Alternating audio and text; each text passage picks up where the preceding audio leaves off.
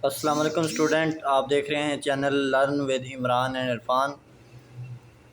तो जो लोग इस चैनल पे नए हैं वो इस चैनल को सब्सक्राइब कर लें, शेयर कर दें और लाइक कर दें।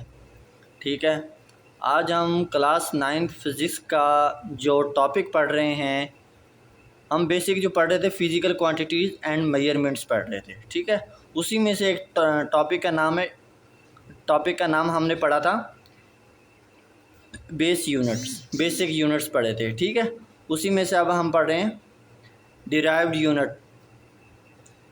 यूनिट पढ़े हैं। ठीक है, तो अभी हम पढ़ रहे हैं। तो सबसे पहला जो डिराइव्ड यूनिट की डेफिनेशन मैंने आपको क्या बताई थी लास्ट लेक्चर में, मैंने बताया था डिराइव्ड यूनिट वो यूनिट या डिराइव्ड क्वांटिटीज़ वो क्वांटिटीज़ होती हैं।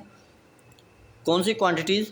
जो क्वांटिटीज़ हम बेसिक क्वांटिटीज़ से अखज़ कर सकते हैं, डिराइव कर सकते हैं। ठीक है, उन्हें हम डिराइव क्वांटिटीज़ कहते हैं, उन्हें डिराइव यूनिट्स कहते हैं। ठीक है, सबसे पहले इधर स्पीड।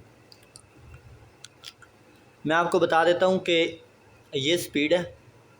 ठीक है, उसको v से रिप्रेजेंट करते हैं। उसकी क्या है? मीटर पर सेकेंड है।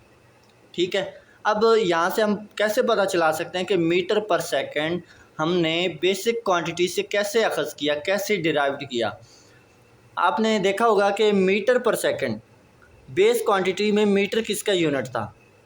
लेंथ का, यानी डिस्टेंस का। ठीक है, डिस्प्लेसमेंट का भी कह सकते हैं। ठीक है, मीटर। और सेकंड जो था वो किसका यूनिट था? टाइम का। ठीक है, लेंथ, डिस्टेंस, टाइम क्या है? बेस क्वांटिटीज़ हैं।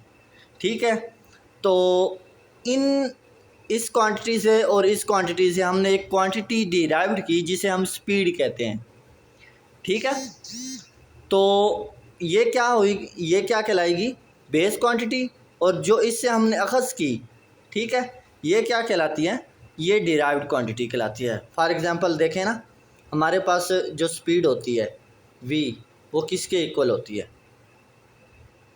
d/t। यही एक वो होती है ना। तो इसका क्या वो बनता है?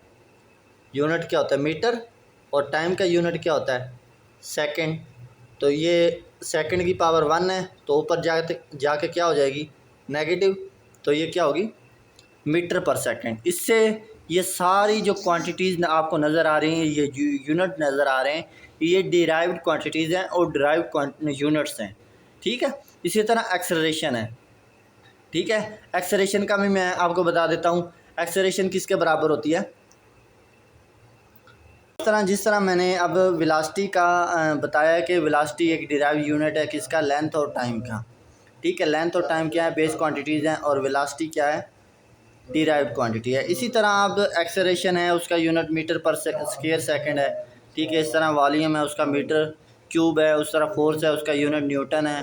प्रेशर है, उसका यूनिट पास्कल भी होता है, न्यूटन पर मीटर क्यूब भी होता है। उसके बाद डेंसिटी है, रो उसे कहते हैं। ठीक है, उसका सिंबल जो रो होता है, ठीक है, उसका जो यूनिट होता है वो किलोग्राम मीटर क्यूब होता है। ठीक है, उसके बाद जो चार्ज है उसका सिंबल क्यू होता है और यूनिट क्या होता है? कूलम में हम इसे रिप्रेजेंट करते हैं, यानी जो कूलम में हम मेजर करते हैं चार्ज को।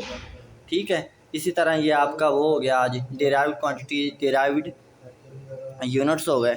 ठीक है, नेक्स्ट हम पढ़ेंगे इंशाल्लाह नेक्स्ट लेक्चर में प्रीफिक्सेस पढ़ेंगे इंशाल्लाह, वो डिटेल में हम देखेंगे। तो यहाँ पे हम अपना लेक्चर एंड करते हैं। अपना ख्याल रखें, अपने घर वालों का ख्याल रखें और चैनल को ज़रूर सब्सक्राइब करें और बेल आइकन को ज़रूर प्रेस करें ताकि आप हर आने वाली वीडियो आप तक पहुँच सके। जज़ाकल्लाह।